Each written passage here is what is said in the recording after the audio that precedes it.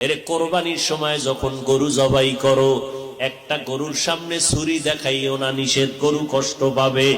এক গরুর সামনে আর একটা গরুরে জবাই করবা না, গরু কষ্ট পাবে।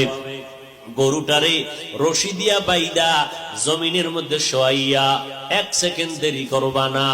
কিন্তু আমাদের সমাজের মানুষেরা কোরবানির সময় গরুটারে হাতে পায়ে বান্ধিয়া মাটির মধ্যে শোয়াইয়া এরপরে বিশাল চিঠি পড়ে, অমুকের মাইয়া, অমুকের ভোলা, এইরকম 7 নাম 13 বাড়ির নাম নিয়া গোষ্ঠী শুদ্ধা নাম পড়ে।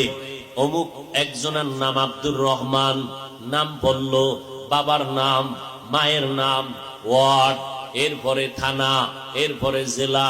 কিও এত নাম কেন? আমার এই নামে তো অমুক জেলায় আরো থাকতে পারে, যদি এই জেলার নাম না কও তাহলে আমার দোয়া তো আর এক জেলায় চলে যাইব। এই জন্য আমার গোষ্ঠী শুদ্ধ সব নাম ক। 7 জনের নাম কইতে কইতে গরুটা আদা মরা হয়ে গেছে। ও আল্লাহর বান্দারা, এগুলো শুধু মূর্খতা আর কিছুই না। তুমি কোরবানি দিতেছো আমার আল্লাহর জন্য, কার নামে দাও কেউ জানার দরকার নাই, আমার আল্লাহ জানলেই তো যথেষ্ট। আল্লাহর জন্যই যদি দিয়া থাকো, ইমাম সাহেবের ডাইকে আবার গরুডারে কষ্ট দিয়ে কেন চিঠি পড়াও? এর একমাত্র কারণ এই মানুষটা বড় মূর্খ।